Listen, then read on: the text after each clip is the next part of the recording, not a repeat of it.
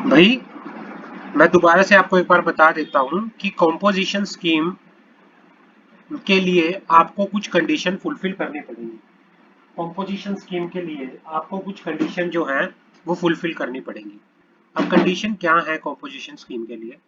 पहली कंडीशन ये है कि भाई आपका जो टर्नओवर होना चाहिए, अगर मैं नॉर्मल कंडीशन की बात करूं 75 करोड़ या उससे कम है तो आप कॉम्पोजिशन स्कीम के लिए, आपका अगर टर्नओवर पिछले पिछले साल पिछले फाइनेंशियल ईयर में, लास्ट फाइनेंशियल ईयर में 75 करोड़ या उससे कम है तो आप कॉम्पोजिशन स्कीम के लिए अंडर दी जीएसटी, एक स्कीम होती है वो हम डिटेल में पढ़ेंगे आगे क्या है क्या नहीं है। पहले हम कंडीशन पढ़ लेते हैं कि एलिजिबल कौन है। जिस सप्लायर का टर्नओवर 75 करोड़ या उससे कम है तो वो कॉम्पोजिशन स्कीम को ऑप्ट कर सकता है। लेकिन नॉर्थ ईस्ट स्टेट जैसे असम, त्रिपुरा, अरुणाचल प्रदेश, मेघालय, इनके लिए जो जो वो लिमिट बताई है वो 50 लाख की बताई है, तो ये क्या कर सकते हैं, एलिजिबल हैं to opt for the composition scheme. साथ में क्या बताया गया है, साथ में दूसरी एलिजिबिलिटी कंडीशन भी बताई है। ऊपर वाला तो आपको फॉलो फॉलो करना है, प्लस साथ में आपको ये कंडीशन भी फॉलो करनी है कि भाई आप intra state supply of good कर रहे हो। सप्लाई ऑफ गुड आप इंट्रा स्टेट किसी भी सेक्टर की कर सकते हो, बट जो सर्विस जो आप दे रहे हो वो सिर्फ रेस्टोरेंट सेक्टर की दे रहे हो। सर्विस जो है रेस्टोरेंट सेक्टर की दे रहे हो, और आप जो है टैक्सेबल गुड की सप्लाई कर रहे हो। क्या कर रहे हो, टैक्सेबल गुड की सप्लाई कर रहे हो। गुड आपकी एग्जम्प्ट नहीं होनी चाहिए। आप रिवर्स चार्ज के अंदर नॉर्मल रेट पे टैक्स पे कर रहे हो, और आप जो है किसी ई कॉमर्स ऑपरेटर के थ्रू सप्लाई नहीं कर रहे हो, और आप मैन्युफैक्चर नहीं होने चाहिए किस चीज के, आइसक्रीम के, पान मसाला के, तंबाकू के। क्लियर है?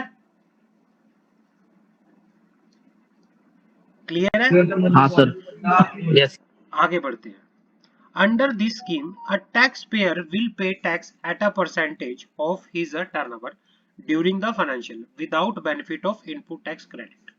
The floor rate for the tax of GST SGST shall not be less than 1%. A taxpayer opting for composition scheme will not collect any tax from his customer.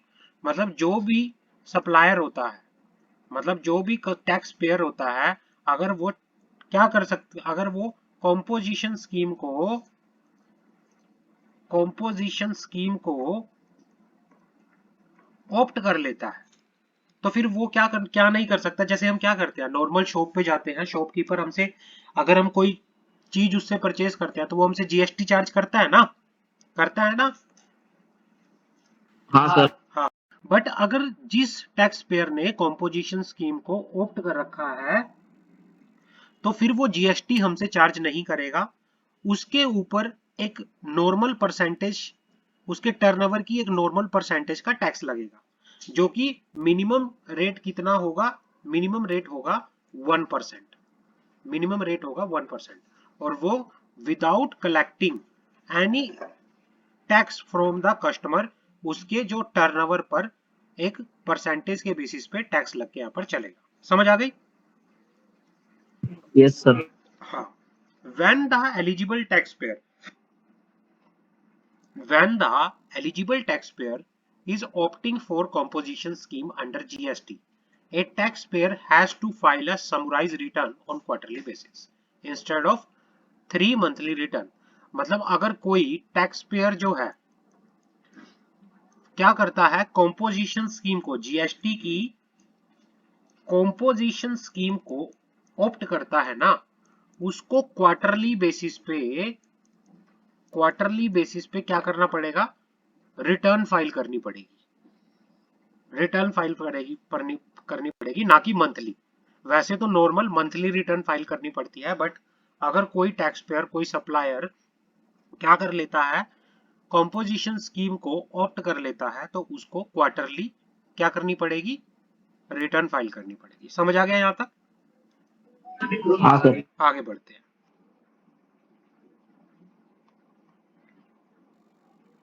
Process for registration has composite tax payer.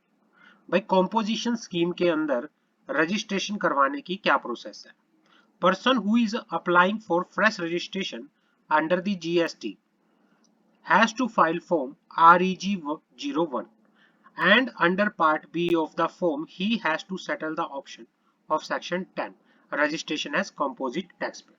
मतलब अगर कोई person first time registration करा रहा है तो उसको कौन सा फॉर्म फाइल करना पड़ेगा? REG01 ये फॉर्म फाइल करना पड़ेगा। और पार्ट बी, जो इस फॉर्म का पार्ट बी है, इसके अंदर सेलेक्ट करना पड़ेगा कि वो कॉम्पोजिशन स्कीम को ऑप्ट करने वाला है। Registration under the act in special cases. Registration under the act in special cases. Person required to deduct tax at source and collect at source. भाई जिस पर्सन को TDS एंड TCS कलेक्ट करना, TDS काटना और TCS collect करना जरूरी होता है, तो उसको रजिस्ट्रेशन कराना मैंडेटरी होता है। रजिस्ट्रेशन क्या? Electronic file of application.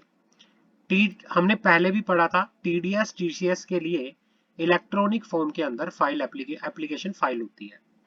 कोई भी अगर TDS और TCS के लिए रजिस्ट्रेशन कराना चाहता है तो उसको पहले क्या करना पड़ेगा? इलेक्ट्रॉनिक फाइलिंग करनी पड़ेगी एप्लीकेशन की। Any person required to deduct tax in accordance with the provision of 51, or a person required to collect tax at source in accordance with the provision of section 52 of the Income Tax Act shall electronically submit application duly signed or verified through electronic verification code in form GST REG 07। मतलब GST REG 07 form के अंदर person जिसको TDS TCS का provision, वो TDS काटना और TCS tax deduct करना और टैक्स कलेक्ट करना मैंडेटरी होता है जिसको, तो वो क्या करेगा? इलेक्ट्रॉनिक फॉर्म के अंदर एप्लीकेशन फाइल करेगा। किस फॉर्म में? GST REG 07 फॉर्म के अंदर। समझ आ गया? और ये जो एप्लीकेशन है ये ऑनलाइन एप्लीकेशन है, ऑनलाइन। समझ आ गया यहां तक? हाँ sir. If applicant is applying in a state or a union territory where he does not have a physical presence, he shall mention the name of state union territory in part A of the application in form GST REG 07 and mention the name of the state union territory in part B thereof in which the principal place of business is located, which may be different from the state or union territory mentioned in part A। मतलब मान लो कि कोई person Mumbai का है, मुंबई का है और वो दिल्ली के अंदर अपनी सर्विस दे रहा है, बट दिल्ली में उसका कोई ऑफिस नहीं है, दिल्ली में उसका कोई अपना ऑफिस नहीं है, तो इस केस में वो क्या करेगा? पार्ट ए के अंदर उस प्लेस का नाम डाल देगा एप्लीकेशन में GST REG 07 के अंदर, और पार्ट बी के अंदर अपने प्रिंसिपल मुंबई वाले ऑफिस का नाम डाल के यहाँ पर चल देगा। समझ आ गई? Yes sir. Certificate of registration, आगे बढ़ते हैं। सर्टिफिकेट ऑफ रजिस्ट्रेशन,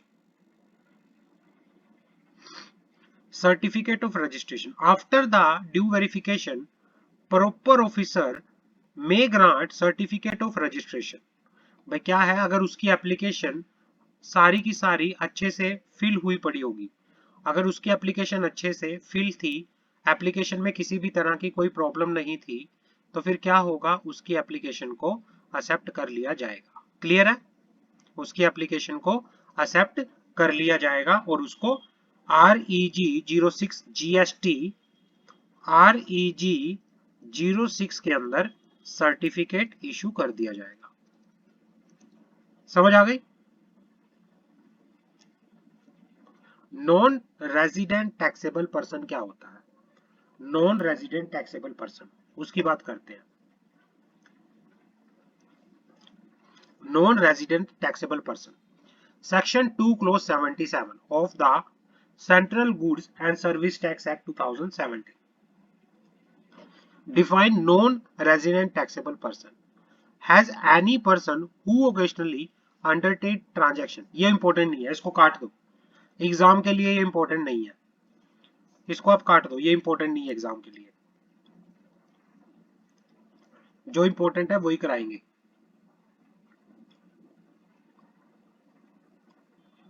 और आवाज सर वैसे भी नहीं है इम्पोर्टेंट, मतलब नहीं नॉलेज के लिए भी वैसा नहीं है ना कुछ इम्पोर्टेंट। नहीं, इसमें कुछ भी एग्जाम के लिए इम्पोर्टेंट नहीं है, ये नॉन रेजिडेंट टैक्सेबल पर्सन या क्या है, सेटिंग अप ऑफ बिजनेस में एग्जाम के लिए इम्पोर्टेंट नहीं है ये क्वेश्चन। आगे बढ़ते हैं।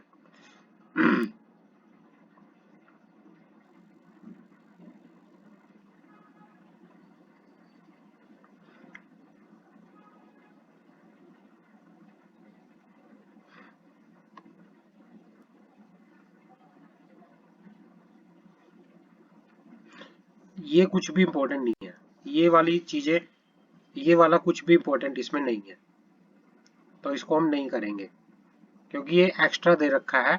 ये जीएसटी के अंदर इम्पोर्टेंट है, जब हम जीएसटी पढ़ेंगे जीएसटी के अंदर ये चीज इम्पोर्टेंट है, ठीक है ना। एग्जाम के लिए, और वैसे वैसे भी इम्पोर्टेंट टैक्स नहीं है ना एग्जाम छोड़ के भी मतलब। टैक्स में इम्पोर्टेंट है ये, यहाँ पे इसकी इतनी रेलेवेंस नहीं है। अच्छा। हाँ, तो ये टैक्स के लिए इम्पोर्टेंट है, यहाँ पे इसके स्टार में ये वाला पोर्शन इम्पोर्टेंट है आपका, रजिस्ट्रेशन अंडर कौन शॉप्स एंड सा? एस्टेब्लिशमेंट, ये वाला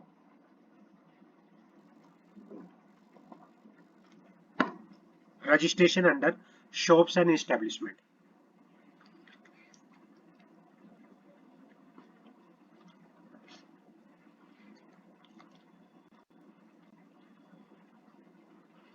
करें शुरू। One of the important regulation to which most business in India are subject to Shops and Establishment Act enacted by the state in India.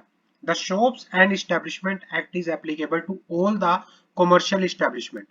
अगर आप कोई शॉप ओपन करते हो, कोई ऑफिस ओपन करते हो, कोई वेयर हाउस ओपन करते हो, hotel, eateries, amusement park, theatre, तो आपको क्या करना पड़ेगा, शॉप्स एंड इस्टेब्लिशमेंट एक्ट के अंदर रजिस्ट्रेशन कराना पड़ेगा। अगर आपने कोई शॉप भी ओपन की है ना, तो आपको क्या करना पड़ेगा, शॉप एंड इस्टेब्लिशमेंट एक्ट के अंदर रजिस्ट्रेशन कराना पड़ेगा। क्लियर है? हाँ सर। हाँ, it is one of the most important regulation required to be comply with for any business.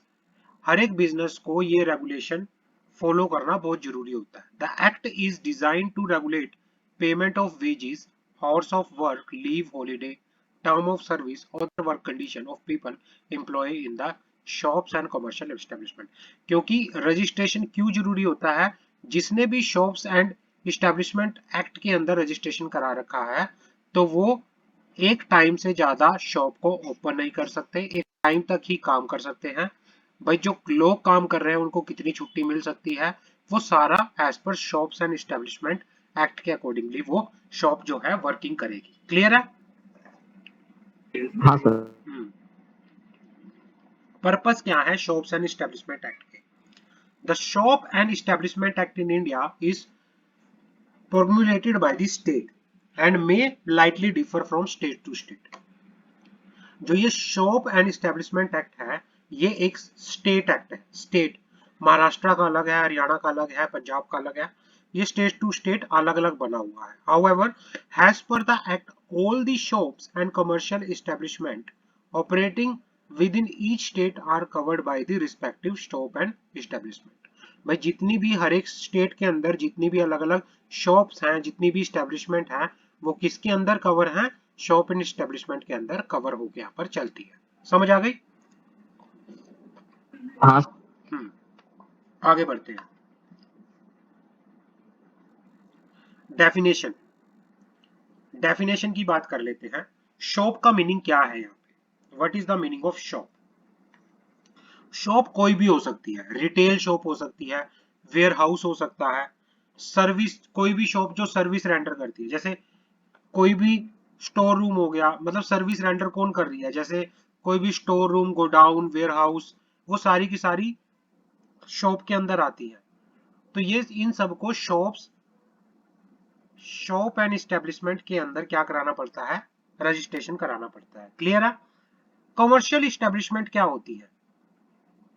Commercial establishment mean premise, वो जगह, premise where any trade, business, profession और कोई भी वर्क जो है वो अंडरटेक किया जाता है।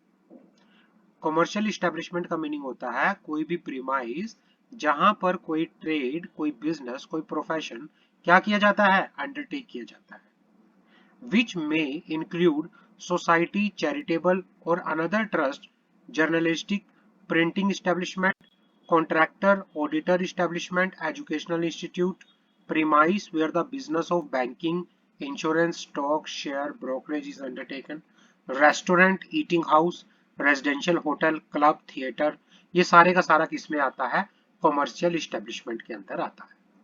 भाई वो हर जगह जहाँ पे कोई बिजनेस किया जाता है ना, जहाँ पे कोई प्रोफेशन किया जाता है, बिजनेस किया जाता है, वो सारा कमर्शियल इस्टेब्लिशमेंट के अंदर आके यहाँ पर चलता है। क्लियर है? हाँ सर। हाँ। Establishment has define has shop. Establishment को शॉप बोला गया है। Commercial establishment, residential hotel, restaurant, eating house, theatre, other place of public amusement, entertainment. Further establishment defined by the Act may also include such other establishment had defined by the government by the notification in the official gazettes. However, factory are not covered under the Shops and Establishment Act because the factory are regulated by the Factory Act. मतलब shops and establishment के अंदर factory नहीं आती। Factory को छोड़ के जो भी अगर किसी भी तरह का कोई restaurant, hotel, club, amusement park, भाई थिएटर, ये सब चीजें किसके अंदर आती हैं, इस्टेब्लिशमेंट के अंदर आके यहाँ पर चलती है। क्लियर है? हाँ सर। आगे बढ़ते हैं। License under shops and establishment act 1948। भाई एनी शॉप्स और commercial establishment that commence operation must apply to the chief inspector for a shop and establishment act license within the prescribed time।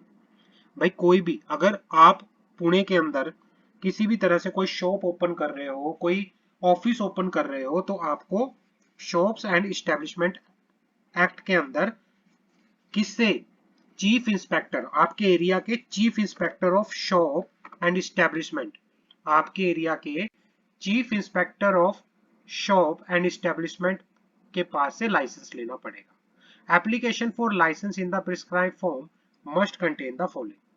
और application में क्या क्या होगा, आपको नाम बताना होगा एम्प्लॉयर का, एड्रेस बताना होगा, नाम ऑफ इस्टेब्लिशमेंट बताना होगा, कैटेगरी ऑफ इस्टेब्लिशमेंट बताना होगा, आपकी इस्टेब्लिशमेंट के अंदर कितने लोग काम कर रहे हैं वो बताना होगा, अदर रेलेवेंट डिटेल, ये सारा आपको एप्लीकेशन के अंदर फिल करके सबमिट करना होगा चीफ इंस्पेक्टर को। चीफ इंस्पेक्टर को the shop or commercial establishment will register and registration certificate will be issued to the occupier।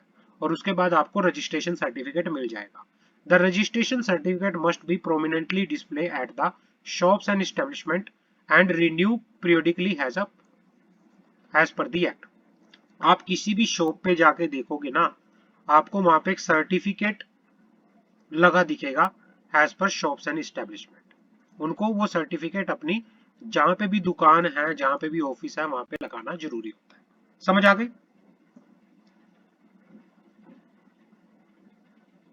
Clear है?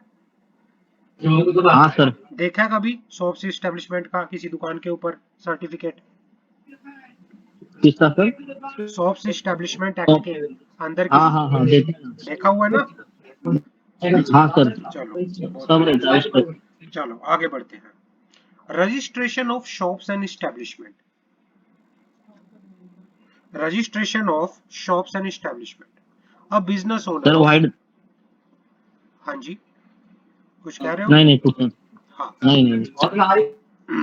As per registration of shops and establishment, a business owner of shops और establishment, कोई भी business owner है किसी shop का या establishment का, मान लो आपने कोई शॉप ओपन की, आपने कोई ऑफिस ओपन किया, तो आपको क्या करना पड़ेगा, कंपलसरी रजिस्टर कराना पड़ेगा शॉप्स एंड एस्टेब्लिशमेंट एक्ट के अंदर।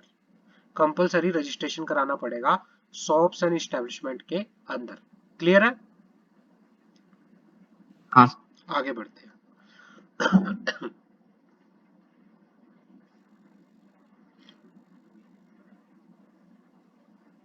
क्या हो गया यार?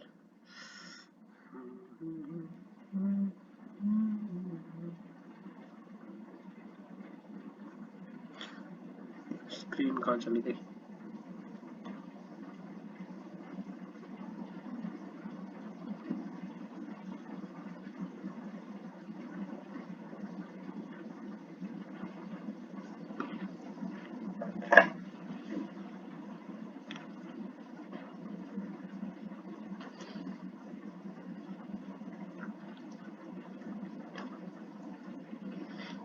स्क्रीन हैंग हो गई यार।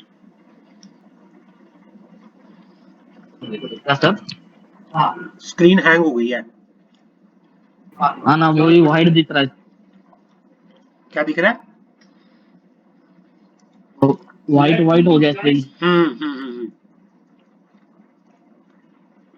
वेट करते हैं थोड़ी देर, 1 minute.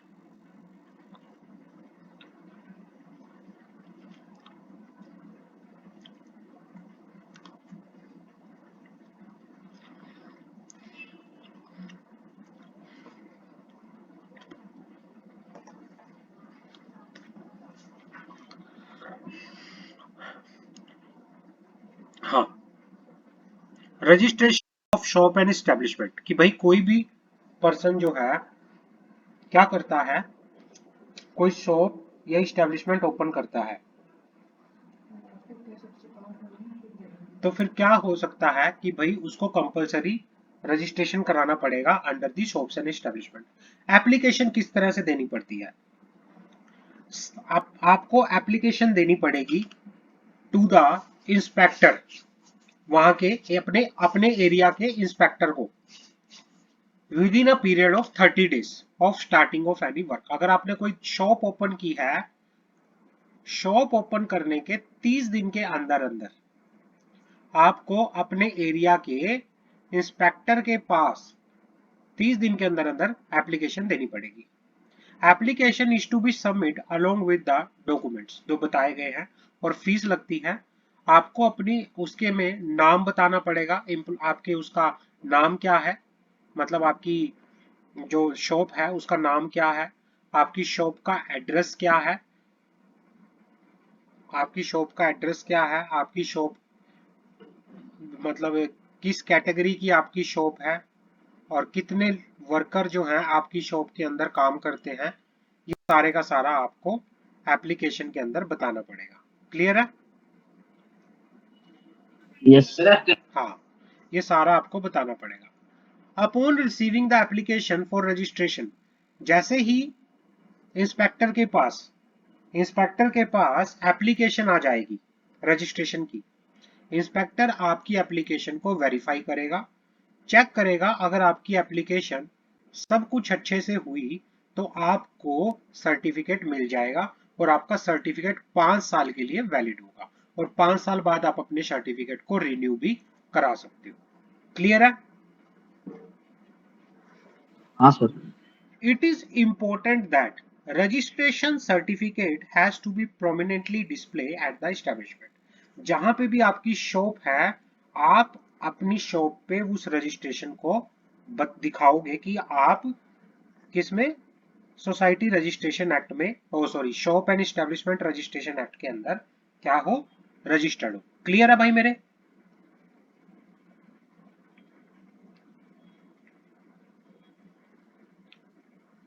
The labor department of each state has the authority for the registration, मतलब जो लेबर डिपार्टमेंट होता है उसके पास अथॉरिटी है कि वो क्या कर सकता है, रजिस्ट्रेशन करके यहाँ पर चल सकता है।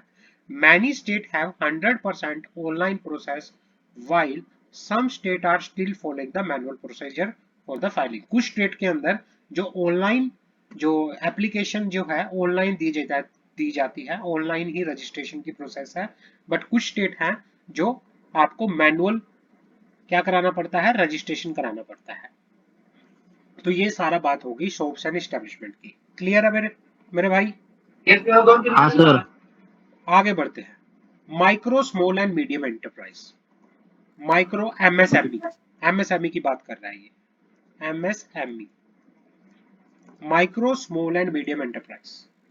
The government of India has enacted the micro small and medium enterprise development act 2006। MSME act 2006 government of India ने इनेक्ट किया हुआ है, in term of which definition of micro small medium enterprise is specified, जिसमें क्या किया गया है, micro small medium enterprise की डेफिनेशन को बताया गया है कि भाई किस एंटरप्राइज को हम कहेंगे कि वो माइक्रो है, किस एंटरप्राइज को हम कहेंगे कि वो स्मॉल है, किस एंटरप्राइज को कहेंगे कि वो क्या है, मीडियम है। तो यहां से पढ़ते हैं, यहां से एमएसएमई माइक्रो एंटरप्राइज की डेफिनेशन क्या होती है, यहां से बात करते हैं। समझ आ रहा है ऋषिकेश? हाँ सर। हाँ, यहां से बात करते हैं माइक्रो एंटरप्राइज होता क्या है। Where the investment in plant और machinery does not exceed 1 crore rupees and turnover does not exceed 5 crore rupees. अगर किसी एंटरप्राइज का अगर किसी एंटरप्राइज का जो उसमें प्लांट एंड मशीनरी में इन्वेस्टमेंट है वो 1 करोड़ से ज्यादा नहीं है, और किसी एंटरप्राइज का अगर टर्नओवर 5 करोड़ से ज्यादा नहीं है, तो उस एंटरप्राइज को हम क्या बोलेंगे, क्या बोलेंगे उस एंटरप्राइज को? Micro enterprise. Micro enterprise. Small enterprise क्या होता है? Where the investment in the plant and machinery और equivalent equipment does not exceed 10 crore. भाई जिन जिन प्लांट एंड मशीनरी में वो एंटरप्राइज जहां पर इन्वेस्टमेंट जो है प्लांट और मशीनरी में या इक्विपमेंट में 10 करोड़ से ज्यादा नहीं है, और जिसका टर्नओवर 50 करोड़ से ज्यादा नहीं है, तो उसको कहते हैं स्मॉल एंटरप्राइज। क्या कहते हैं? Small enterprise. Small enterprise. Medium enterprise क्या होता है वो बात करते हैं। Medium enterprise where the investment in plant and machinery or equipment does not exceed 50 crore rupees. जहां पर इन्वेस्टमेंट जो है प्लांट एंड मशीनरी के अंदर 50 करोड़ से ज्यादा नहीं है, और जो टर्नओवर जो है वो 250 करोड़ से ज्यादा नहीं है, उसको बोलेंगे मीडियम। Medium enterprise. तो एमएसएमई एक्ट ने एमएसएमई एक्ट ने डेफिनेशंस को बताया गया है कि स्मॉल जो माइक्रो एंटरप्राइज क्या होता है, स्मॉल एंटरप्राइज क्या होता है, मीडियम एंटरप्राइज क्या होता है। क्लियर है? आगे बढ़ते हैं। हाँ सर। अब बात करते हैं आगे। ये लिमिट बता रखी है, ये वही बता रखी है चार्ट फॉर्म के अंदर जो हमने अभी पढ़ा। समझ आ गई? हाँ सर। हाँ, आगे बढ़ते हैं। Eligibility apply for Udyog Aadhaar MSME में रजिस्ट्रेशन कराने के लिए। भाई कोई भी एमएसएमई है, माइक्रो स्मॉल मीडियम एंटरप्राइज है, उसको क्या करना पड़ेगा, उसको रजिस्ट्रेशन कराना पड़ता है एमएसएमई के अंदर। उसको उद्योग आधार में के अंदर रजिस्ट्रेशन कराना पड़ता है। वो होता क्या है वो हम बात करते हैं। एमएसएमई रजिस्ट्रेशन या उद्योग आधार रजिस्ट्रेशन, जिस भी एंटरप्राइज का ये इन्वेस्टमेंट और जो टर्नओवर है इन कैटेगरीज में फॉल करता है, तो वो अपने आप को हैज एमएसएमई रजिस्टर करा सकती है। और रजिस्टर कराने के लिए क्या प्रोसीजर है वो हमें यहाँ पे बताया हुआ है। समझ आ गई? हाँ हाँ। Eligibility apply for eligibility for apply for Udyog Aadhaar या एमएसएमई रजिस्ट्रेशन। एमएसएमई रजिस्ट्रेशन या Udyog Aadhaar can be obtain by any types of business entity, namely जो एमएसएमई रजिस्ट्रेशन है वो कौन कौन करा सकता है? प्रोप्राइटरशिप करा सकती है, सोल प्रोप्राइटरशिप होती है जो, हिंदू अनडिवाइडेड फैमिली, कोई पार्टनरशिप फर्म, कोई वन पर्सन कंपनी, कोई लिमिटेड लायबिलिटी पार्टनरशिप, कोई प्राइवेट कंपनी या कोई लिमिटेड कंपनी, कोई प्रोड्यूसर कंपनी या कोई भी association of person, cooperative society और एनी अदर अंडरटेकिंग। कि भाई कोई भी क्या कर सकती है, जो ये बता रखी है ये एमएसएमई के अंदर रजिस्ट्रेशन करा सकती है। मतलब कोई भी पार्टनरशिप फर्म, कोई भी सोल प्रोप्राइटरशिप, कोई भी एलएलपी, कोई भी वन पर्सन कंपनी, कोई भी प्राइवेट कंपनी, कोई भी लिमिटेड कंपनी, कोई भी producer company, association of person, cooperative society, ये सब क्या करा सकते हैं, ये रजिस्ट्रेशन करा सकते हैं किसमें? एमएसएमई के अंदर। समझ आ गई? यस। हाँ।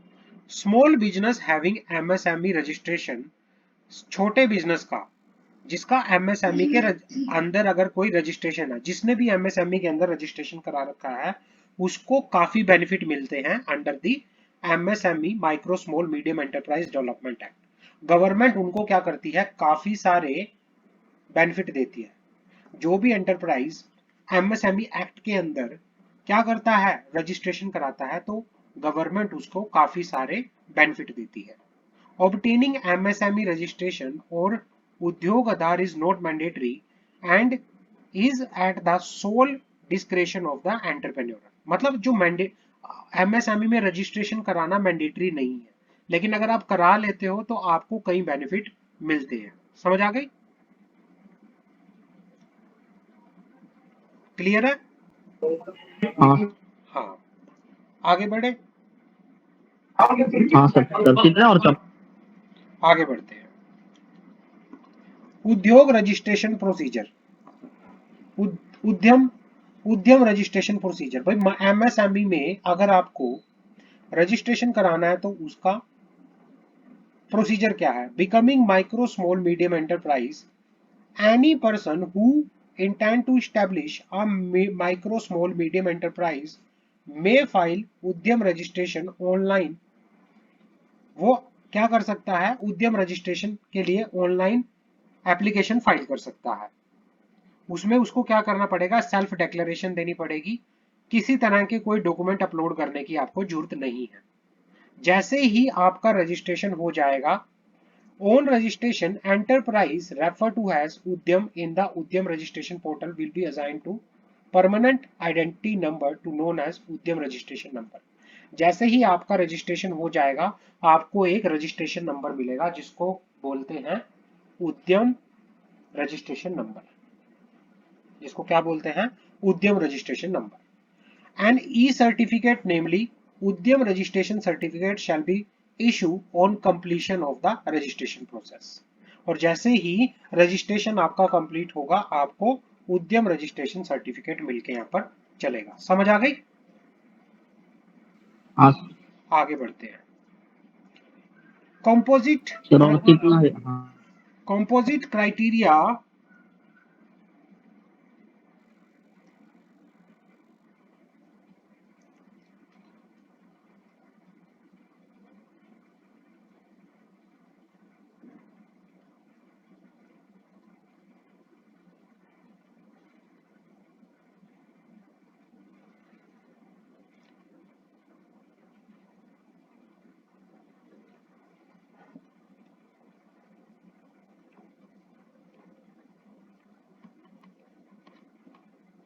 सब बहुत